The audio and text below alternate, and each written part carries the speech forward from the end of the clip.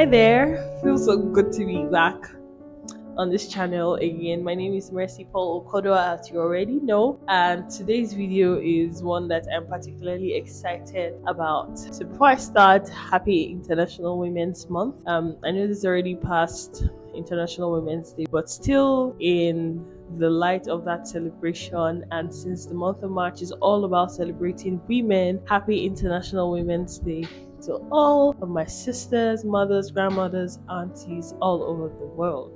So this video is quite particular for me because it is something I have really looked forward to. So part of my plans for 2025 was that for International Women's Day, I wanted to be invited to speak, to talk about being a woman. And because of the entire events that happened last year, I didn't do enough positioning for that. And it really hurts me.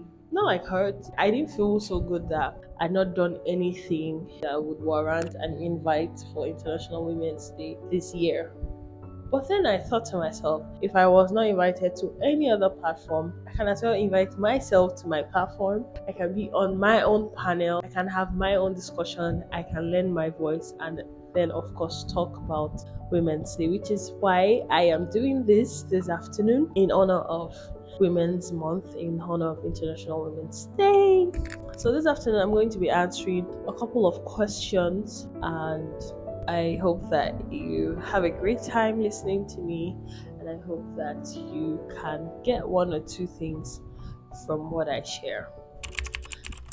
So, I see that day as a day where the world just is reminded of how awesome this gender, female, and how awesome women are in this world. You know, the beauty, the color, the order that we bring to our world. I see that day as a day where everyone is reminded of it. I also see that day as a day where the woman herself realizes that she is important and she is talked about. She's reverenced. She is made to feel like we see you. The world sees you and the world honors you by giving you a day and dedicating a whole day, in fact, an entire month, to you talking about the issues that you face, and it makes a whole lot of sense that the woman would be recognized in such a manner.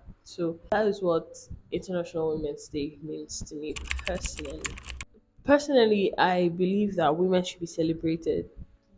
Everyone should be celebrated every single time, whether women or men. So celebrating women on this day, like I said, reminds the woman of her value. It's not every woman on the street that has an ideal of herself, has an ideal image of herself. So as she goes through her everyday life, she might have forgotten her place, her importance, her value to her community, to her family, to the world at large. And a day as this is such a strong reminder for her. And that way she's able to embrace how much power that she wields, how much importance, how much value that she brings. So I think that is important because it helps remind the woman of her worth. So I would talk about the creative industry. Luckily for us in the creative space, there is not so much of a hassle of entry. So there's actually ease of entry for women if you compare it to like on the other industries. But for the creative industry, it's easy to find women there, even though it is not completely saturated by women. But I think there's a fair chance for women in the creative industry. But some of the challenges she might face would be the fact that she may not necessarily be able to go 100%. So, for example, there could be creative projects that having women on the team might necessarily feel like it's going to drag things back. So, I have worked on teams where you would, as a woman, try to impute your own, to give your own suggestions, and on another hand, a man is also giving his own suggestion, and chances that your own suggestion is not taken are very high, because of like the importance of the project.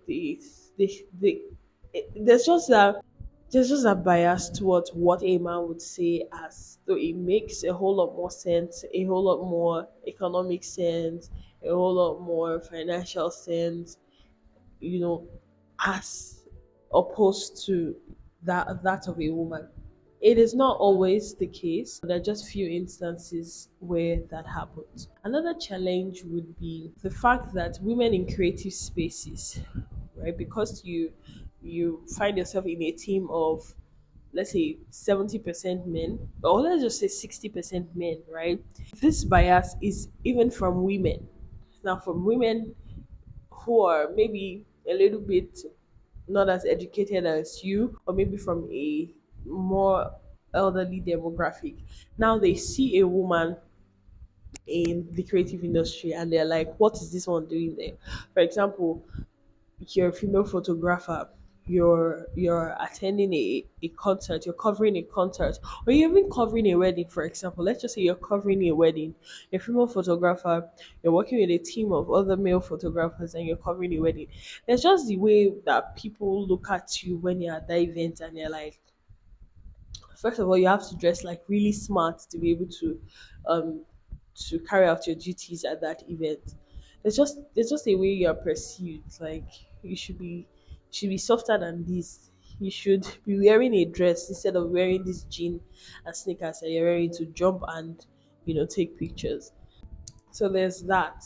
But really, the creative space is one that has come to really favor women.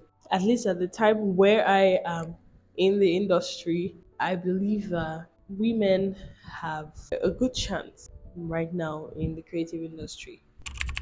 Um, Honestly, it really has evolved. So, for example, my mother went to a technical school, and you would typically see women in roles like secretarial studies, home economics, just those courses that you define as feminine: home economics, sewing. So you either a secretary, or you're a home keeper, or you make clothes, or you do hair. But now that's not the case. You see women just about everywhere. You can see a woman fixing your car. You can see a woman pumping tires. You can see a woman painting walls. You can see a woman installing POP in buildings. You see a woman doing just about everything. Maybe not a lot of women in maybe like high risk occupations, but you see women everywhere. When I was going for my antenatal, I was really surprised to see a whole lot of female doctors. I've not really been at a hospital for that long in my life, and the period of my pregnancy and childbirth was when I was at the hospital the most, and I was really amazed and I enjoyed seeing a whole lot of medical practitioners. The team that even attended to me had more women. I'm not even talking nurses now, I'm talking like doctors. It's so interesting to see there's that evolution that has happened. Women are now more aware. Women are now more deliberate about the kind of education that they get. Even parents are now more deliberate about the kind of education that they give to their daughters. Women have really done well in putting themselves in places where before now you would not necessarily find them. And I'm here for it. I absolutely love it. So so I think one of the challenges I've faced, especially at work, is being the only female in the room at a particular point in time. So there was a time where I was the only female in the entire team, but I only took note of it being a thing when I had another female join me on the team. That was when I realized that wow, it has just been me. I became so used to just talking with the guys, being the only. I didn't even realize I was the only female in the room. When I had a female join me on that team, I felt that femininity in that room. It felt good to hear another woman speak in the meetings. It felt good to have somebody to chat with on a level that is much more empathetic, calming, and it made so much sense. So for me, that would be that would be one of the challenges that other challenges that I've really faced professionally. I will not attribute it to whether I was a woman or not. I would just attribute it to, corporate growth and normal company values and all of that. Yeah. So to be honest, I've had these misconceptions myself, not because I had experienced it firsthand, but because these ideas were so much talked about that it felt as though they were true. So for example, you would hear people say if you're in an organization and a woman is your boss, just know that you're not going to get hand me downs. Like there's not going to be a way to cut corner because a woman is going to make sure that she stops every flow of free cash. She's going to stop all of it. People tell you that when it was a man who was their boss, that they used to get freebies, that they used to get money, they used to share see money. But then the minute they made a woman their boss, everything she manages the money as though it's her family money. Also, relating it to what I experienced in my own household. For example, if daddy goes to the market and cooks, there's going to be a lot of meat in your plate. You're going to eat, have just eat to your heart content. But if it was mommy who does the shopping and cooks, she's going to give you the portion that she believes is just enough for you. Maybe just one piece of fish, just one piece of meat. But then no solid experiences in the workspace now to back that claim. Growing up, interacting and interfacing with other women, I then realized that that's not necessarily the case. That's just a notion that has been sold to me. Women are actually good bosses. Women are great leaders. Women make things work. I've worked directly with women on their projects now, not in house, but I've worked with female clients and I see how precise they can be, which is something a lot of people run away from. So because of the precision that women bring to the table, a lot of people don't want to be accountable to that precision. So they run away from it. But then, if you're a person of growth who is dedicated to growing in their career, you'd see that working with such a person is really important to making you a much more excellent person at what you do. So, having women in leadership roles is actually great as long as the person has good values, good ethics, whether they're male or female, you're going to enjoy and have a great time working with them. So for design, I think being a woman helps me see things from a much more bird's eye view. As much as we are great micromanagers as women, we are also great macromanagers. Like we can look at things from like even from your car. You're driving home from work, you're driving home from church. You can, in your mind, I know what the house needs, what should be done when you get home. Like, you just take an overview right from where you stand. Now, taking that into the workplace, into design, right? From the beginning of a project, you're already able to envision how this project should go. What are the possible hiccups you would face, and that enables you to make plans ahead of time so that you're better equipped to handle all of these challenges as they present themselves. Also, being a woman personally, it allows me to appreciate the beauty of design and also bring that appreciation of good design into my work. So I can now say this looks good and this doesn't look good. Still, of course, understanding that there are principles that guide design, but just that eye for aesthetics, that eye for what is fine, I think it helps me as a woman in my designs. It also is something that helps me in my content creation. So because I have an eye for what is fine, I would not just, if I put a video, it means I am satisfied with it. Even if I am not 100% satisfied with it, but I know it is good enough, this thing is good enough that when somebody watches it, they're going to appreciate the effort put into creating this piece of content. I think that's one way that being a woman is like an advantage for me in these areas of my life. Hmm. Practical ways women can support and uplift one another. I think something as simple as complimenting other women. Women would always thrive on good words, positive words. Any woman that rebukes, blocks out positive comments most likely have been traumatized and has a whole lot of healing to go through. But women, we thrive on good words, whether it's coming from family, whether it's coming from our spouses, whether it's coming from our children, whether it's even coming from us. And then women are also, we're very big critics of ourselves. You can criticize yourself. Am I being a good mom enough? Am I putting in enough effort? One way to uplift another woman would be actually telling her those things that she needs to hear, the things that she has forgotten to tell herself, the things that society does not regularly tell her. Being the one who is there to speak these words to her is one of the best and most practical ways. Start from as little as encouraging your little daughter, encouraging your teenage sister, encouraging your own mother, your aunties, the women around you. Gas them up. Tell them those words. You look great. You do amazing work. You know how to combine colors. Your food tastes amazing. You're brilliant. And all of those things. They're as simple as the words that come out of our mouth. They build our fellow sisters up, bring them down. And you do not want to be the woman that brings down her sister. Not in this day and age, not in this decade where women should be about each other's business. So yeah, words, words, words, words, words. So being confident first starts from within. Some of us, we want external validation to be where we draw confidence from, but it doesn't work that way. People are not going to be nice with their words every day, even though people should. Situations is not going to be perfect every day. So confidence definitely has to come from within. I am a Christian and I will always advocate for finding your identity, knowing who you are.